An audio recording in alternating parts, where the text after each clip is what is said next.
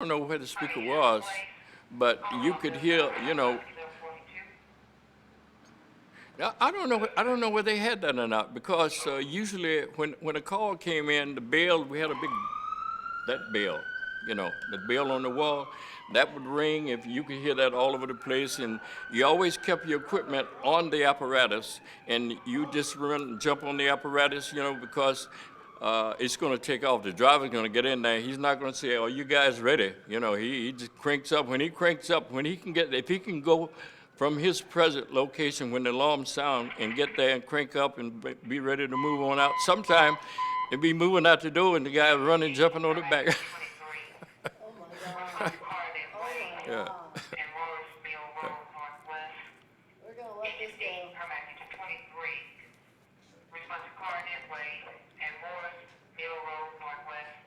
We're very much different. Well, I was about to say, now, when the guys go out on a call, they can feel very secure that everything is going to be intact when they get back. However, now, well, the neighborhood has changed, society has changed overall, and when those guys go out and they come back, well, anything could happen. Cars broken into, merchandise or anything stolen from the building, whatever. Those consequences, what you have to face now. Tell me about the memories around here. When you hear these calls and the sirens, does it give you a little bit of a rush? Yeah, well, it does. It gives me a little bit of a rush. You never hear me. Yeah, it gives me a rush when I hear the siren, because I grew accustomed to it. And it was part of just like, it was communication. When I hear that, I knew what I was supposed to do. And well, you get that rush. And when you leave here, you don't know what to expect on the other end. Because the call comes in and, well, the people up front know where it's located, know whether it's a fire or whatever the extent of the call is. And you are somewhat,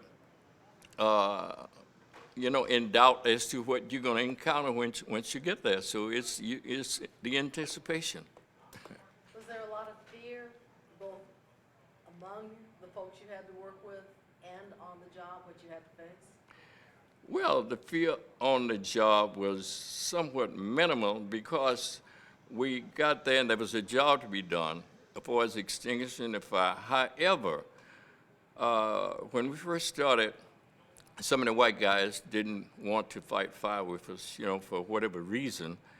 And I guess maybe they thought that we were not qualified or we couldn't do the job or whatever, or it was not be a safety issue would be involved. But over a period of time, then we were accepted as one of the elite group of firefighters.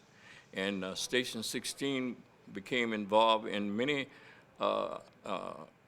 activities throughout the city, because they knew that 16 could get the job done. Was one of the reasons the fact that they just worked you guys to the living bone? Well, I noticed, usually when a fire is extinguished, there's a cleanup process that takes place. I noticed that Station 16 would remain on the scene long after the other guys had left. And, well, I could understand maybe the engine leaving, but the ladder crew also left from the other guys, and those guys were, this was the only black station, the other stations were predominantly white. And those guys left early, and we were there doing the bulk of the work. Now, I don't know whether that was a training process or whether it was just something that they wanted us to do, but it was never explained. Also, I remember we had a fire in Vine City area, and the temperature was below freezing. And while the fire was burning, everything was just, you were warm, but when the fire went out, the temperature, I think, was maybe around 26, 27 degrees. And after the fire, we normally rolled the hose up, but at that time, we couldn't because when we turned the water off, the water in the hose froze, and we had to fold it and put it on the truck. Also, there's a cleanup process after the fire. We have to try to make it as livable as possible, and we take out all of the burned debris, the sofas and whatever, And again, those guys left much sooner than we. And it was quite obvious, but I don't think anybody, complained about it, but it was quite noticeable. And we had to stay there in the cold, and while those guys are back at the station trying to get warm, and we there still trying to roll the hose up. We couldn't roll them, we had to fold